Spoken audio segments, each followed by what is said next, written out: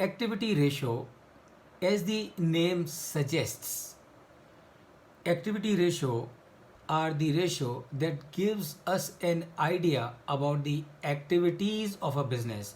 So when I say activity of a business, that means in terms of sales and utilization of its assets.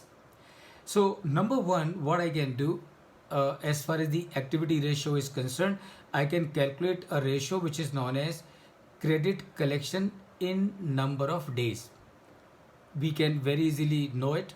uh, in our business, it has to be our constant endeavor that our receivables, that is money that we have to receive from our customer, should be as low as possible at any given point in time. And why it should be as low as possible? Because if my money is lying with the customer, that money has got no meaning for me, that money has got no utility for me. But if this money which is lying with the customer, if it comes into my bank account, then this money has got value for me and not otherwise.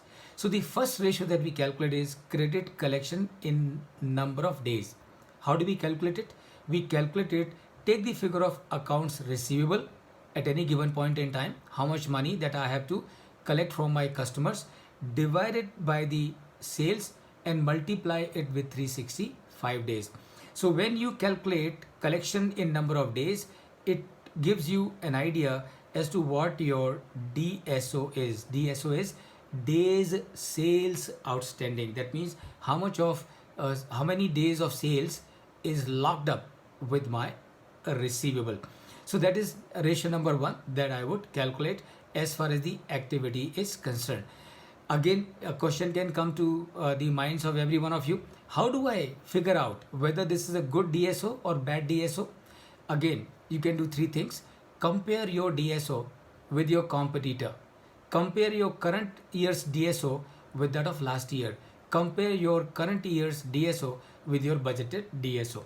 And then you can very easily find out whether this DSO, days sales outstanding, is a good sign or it is not a good sign. And this is how the number one that you will calculate credit collection ratio.